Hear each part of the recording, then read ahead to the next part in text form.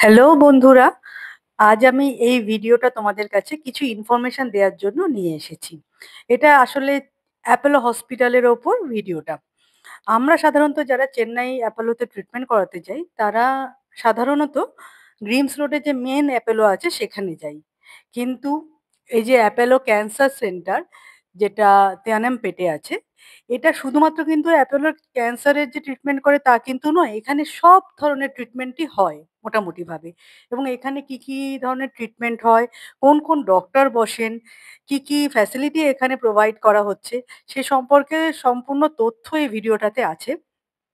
তোমরা যদি এই ভিডিওটা প্রথম থেকে শেষ অবধি দেখো, আশা করি এগুলো সম্পর্কে তোমাদের একটা ধারণা তৈরি হয়ে যাবে।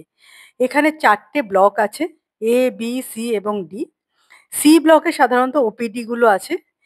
এ আর বি তে বাকি সব ট্রিটমেন্ট গুলো হয় এবং ডি ব্লক যেটা আছে সেখানটা বেসিক্যালি এখন ডেসপ্যাচ ইউনিট। ডেসপ্যাচ মানে কোনো রিপোর্ট সেখান থেকে ডেসপ্যাচ হচ্ছে। ওখানে একটা বড় ফার্মেসি আছে যেখান থেকে অ্যাপোলো যে প্রত্যেকটা হসপিটালে যে ফার্মেসি মেডিসিন গুলো আসে অ্যাপোলো ফার্মেসিতে, সেগুলো ওখান থেকে আসে। তো এই ভিডিওটা আমি বলবো তোমাদের সবাইকে প্রথম থেকে শেষ অবধি দেখো। তাতে করে তোমাদের যে প্রশ্নগুলো তৈরি হয় যে ক্যান্সার সেন্টারে শুধুই কি ক্যান্সারের ট্রিটমেন্ট হয়, সেই উত্তরগুলোও পেয়ে যাবে এবং কি কি ধরনের এখানে পরিষেবা দেওয়া হচ্ছে, কোন কোন ডক্টর বসছে সেটা সম্পর্কেও তোমাদের কিন্তু একটা ধারণা তৈরি হয়ে যাবে। ঠিক আছে? ওকে, চলো তাহলে আজ এই অবধি।